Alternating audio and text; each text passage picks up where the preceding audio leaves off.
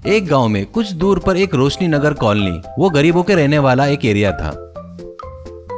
वहां एक नाले के बाजू में छोटी छोटी झोपड़ियां की लाइन थी, उसमें गरीब लोग रहते थे। वो लोग जीने के लिए कुछ भी छोटे मोटे काम करते थे, यानी रिक्शा चलाना, मिस्त्री का काम करना, फैक्ट्री में लेबर का काम करना, ऐसे काम करते थे। नाम के लिए रोशनी नगर था, पर वहां उस कॉलोनी में बिजली ही नहीं थी। अंधेरा होने पर दिया जलाकर रहना पड़ता था। बच्चे भी उस दिए के उजाले में पढ़ते थे। उस एरिया के एमएलए का नाम आशुतोष था। वो बहुत ही खड़ूस, लालची, रिश्वतखोर था। इलेक्शन आए बोले तो कुछ भी आश्वासन देता था। मेरे प्यारे रोशनी नगर के लोगों, पिछले इलेक्शन में मैंने तुम्हें करंट बिजली तुम्हारे एरिया में लाऊंगा करके आश्वासन दिया था, लेकिन अपोजिशन वाले उसमें अड़ंगा डाले। मेरे कितने भी प्रयास करने से भी काम होने नहीं दिए, इसलिए इस बार मैं अपने खुद के पैसों से तुम लोगों को बिजली दिलवाऊंगा। ऐसे मैं आप सब लोगों की कसम खाता हूँ, मुझ पर यकीन करो। कहते ही बेचारे पागल लोग आशुतोष जी जिंदाबाद, आशुतोष जी जिंदाबाद के नारे लगाते हैं। आशुतोष इलेक्शन के एक दिन पहले सबको शराब बिरयानी हर एक को 500 रुपए बांटता है। वो सोचे वैसे ही इलेक्शन में जीतकर फिर से एमएलए बन जाता है, और अब तो कॉलोनी की तरफ देखना भी छोड़ दिया। उसी कॉलोनी में विकास नाम का एक लड़का रहता था। वो बाइक, कार, सभी प्रकार के गाड़ियां सुधारता था।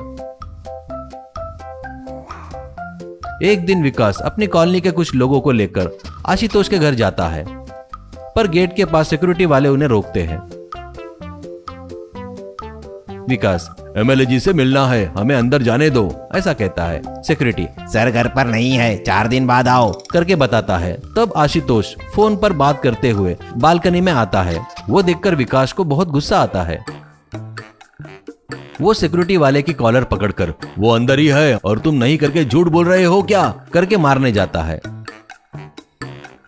वो, बेटा रुक जाओ, तुम्हारे कॉलोनी वाले जब भी आए तो मैं नहीं हूँ करके बोलने को बोले। मेरी ड्यूटी मैं कर रहा हूँ बेटा, मुझे करना ही पड़ेगा ना, ऐसा कहता है। ये सब देखते हुए आशुतोष, क्या हुआ रोशनी कॉलोनी वाले लोगों, मैं तुम्हारे लिए ही काम पर लगा हूँ। मेरे खुद के पैसों से बिजली दिलवाऊंगा, कहा था ना।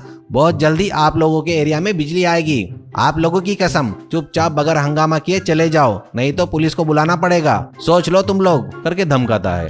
इससे विकास अपने लोगों को लेकर चला जाता है। लेकिन कितने दिन बीत जाने के बाद भी वहां पर बिजली नहीं आई। तब विकास वालों को आशुतोष ने फिर से उनके साथ में विश्वासघात किया करके समझ में आता है। वो बिजली की समस्या कैसे सुलझाए उसके बारे में विकास सोचना शुरू करता है। एक दिन एक कार रिपेयर करते वक्त उसे एक आइडिया आता है। वो तुरंत काम करना शुरू करता है। एक बड़े से फ्रेम में साइकिल की रिंग लगाकर उसे छोटे छोटे प्लास्टिक के बकेट लगाकर उसमें एक छोटा मोटर फिट करता है। चक्का घुमा तो करंट बनकर उस मोटर में आएगा। उस मोटर को वायर फिट करके उसके द्वारा लाइट जलने जैसा सब बनाता है। वो उस फ्रेम को ले जाकर पानी में रखता है। पानी के तेज बहाव से चक्का घूमता है, उससे मोटर में करंट आना शुरू होता है। उसमें एक वायर लगाकर बल्ब जलाता है। वैसे ही एक टेबल फैन भी चलाता है। तब सब गांव के लोगों को बुलाकर वो सब दिखाता है। देखो सब लोग, इसे हम हाइड्रो इलेक्ट्रिक जनरेटर कहते हैं। इसे अपने घरों में लाइट लगा सकते हैं, फैन भी चला सकते हैं और अपना मोबाइल भी चार्ज कर सकते हैं। ये सबके लिए फ्री है। बस आप सब लोग इसे बनाने में मेरी मदद की तौर पर पैसे दिए तो बस सबको बनाकर दूंगा। आज के बाद अपने को किसी से बिजली मांगने की जरूरत नहीं पड़ेगी। ये बात सुनकर सभी लोग तालियां बजाते हैं। ऐसे गांव वाले को सबको हाइड्रो इलेक्ट्रिक जनरेटर बना के देता है। सभी लोग उस छोटे से नाले में अपना जनरेटर रखकर करंट की लाइन अपने घर में लाते हैं। अब सब अपने घरों में लाइट जलाते हैं, फैन भी घूमते हैं। फिर से इलेक्शन आता है। आशुतोष फिर से झूठ बोलने आता है।